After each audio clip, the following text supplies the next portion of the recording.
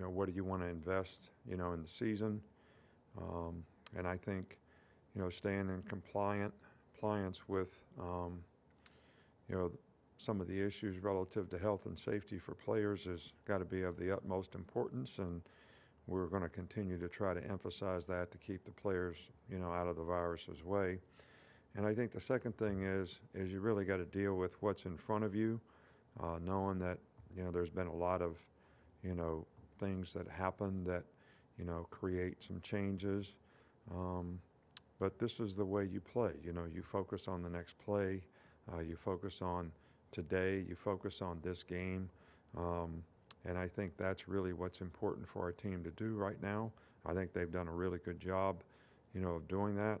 We had a good week last week. Everybody stayed, kind of focused and on point. So we want to continue to do that.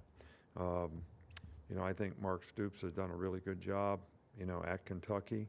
Um, they've got a good team. They have 15 starters coming back from last year's team. They're, I think, first in, pass defense in the SEC. They're second in rushing. They run the ball very effectively. They got really good quarterbacks. I mean, really good running backs. Their quarterbacks are very athletic and can run, um, create a lot of quarterback run issues, for you. Number 6, Ali, is a really good receiver, very good return man as well. They've got really good specialists. So, all around, this is a really good team. They've been in every game this year, and they could have won a couple more just as easily as not. So this is a team, I think, that's a little different in terms of what we've seen in the past. And we got to be able to stop the run and win on the line of scrimmage on both sides of the ball, because that's going to be a real key to the game. Okay, we'll start things off with Brett Hudson. Go ahead, Brett. I hit the wrong button there. Unmute yourself. To follow up on Kentucky's use of quarterback run, to kind of describe the role that has in their offense and how you think you've defended that so far this year. Well, I think when the quarterback can run, it makes it like Wildcat. There's always an extra gap, because, you don't really account for the quarterback, in most basic things that you do on defense. So they do a good job with formations. They make you make a lot of adjustments, and you got to stay gap sound in everything you do, and you got to have, enough guys in the box to account for the quarterback. I don't think we played, anyone this year that the quarterback actually sort of does, or they have as many quarterback runs as these guys are capable of. But some of it's as simple as just, pulling the ball into zone read, which you got to be very disciplined. Whoever's got the quarterback got to stay on the quarterback. So, this is a game which requires a lot of discipline from all the players. Everybody's got to do their job. It's a little bit like when you play option football. Somebody's got to dive, somebody's got the quarterback, somebody's got the pitch. Even though they're not really an option team, I think there's some of the same principles are involved in terms of how you stop their runs, their quarterback runs, their RPOs, and their passing game. We'll go to Michael Casagrande. And I just wanted to check with an update what the status of your roster is in terms of tests and contact tracing. Well, we're really have never revealed, how many guys we have, test, whatever. It's not something that we really want to start now, but, we're got fully prepared to be able to play the game, and we're going to coach the players that are out there with us every day and try to keep them safe. And, that's basically, where we're at. But we fully intend to be able to, play this game, and we certainly have enough players that are healthy and able to do that. We'll go to Tony.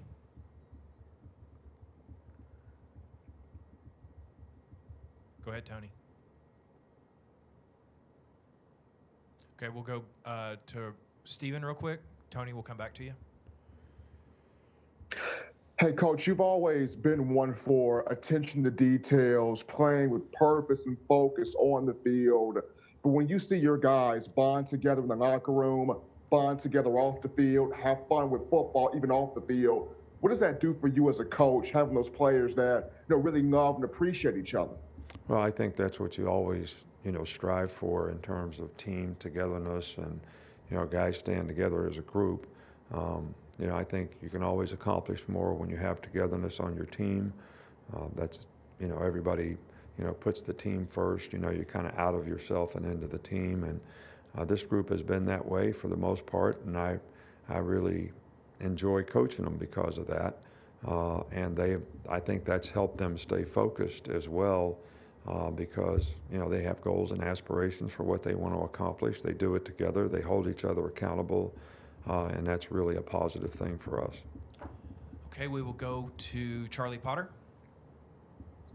Hey, Coach. I know you guys obviously wanted to play this past weekend, but just how beneficial is it to get 2 weeks off to kind of rest after that 6-game stretch and to prepare for another stretch of SEC games? I don't think that, there's pluses and minuses, and, we had a bye week, so we were ready to play, and I think the players want to play. I think they want to create value in terms of how they improve as a team.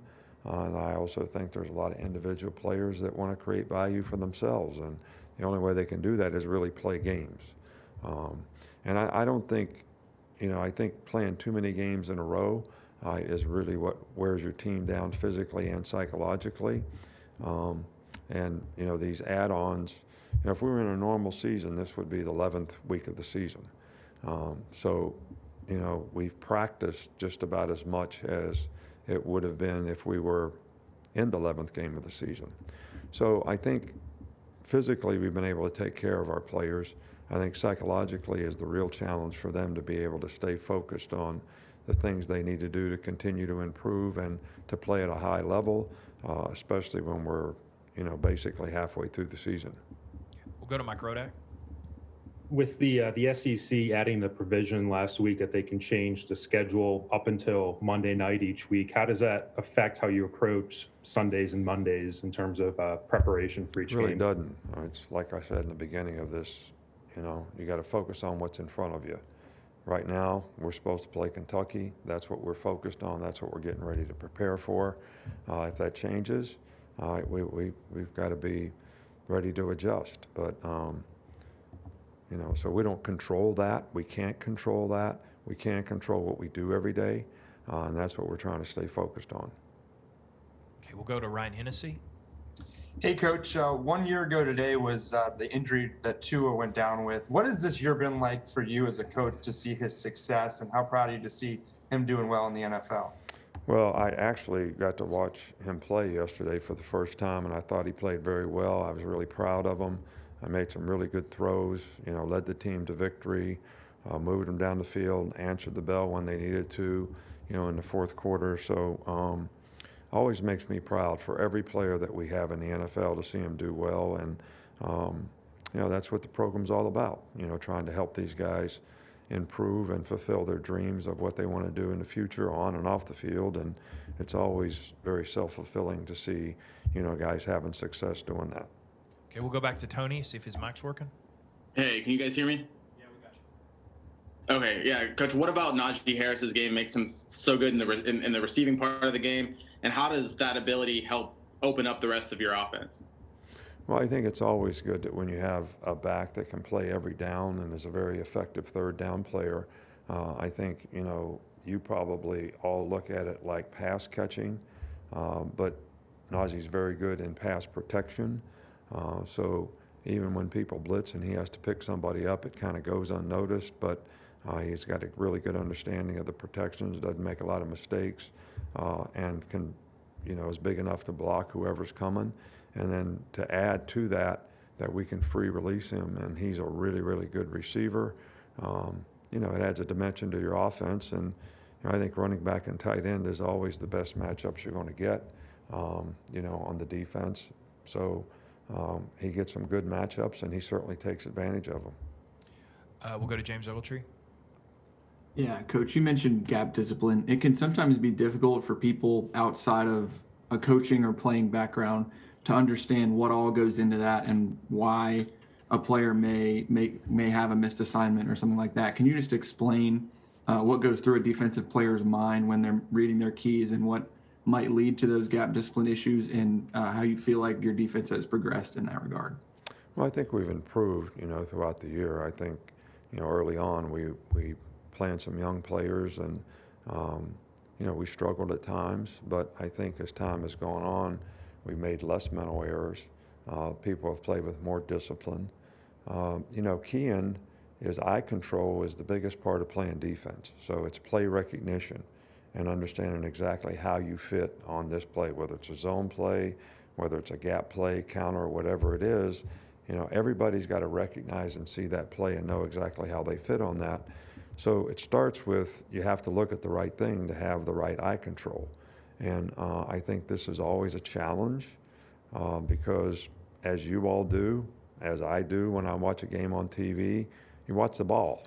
Well, the ball doesn't always tell you where it's going to go, but there's some keys in the element of the play that tells you where the ball is going to end up, and that's what's important to see. So you have to have disciplined eye control to be able to get that done, and everybody's got to react the right way for you to have all the gaps covered. All right, Coach, that's actually all we've got for you today. All right, thank you. Guys.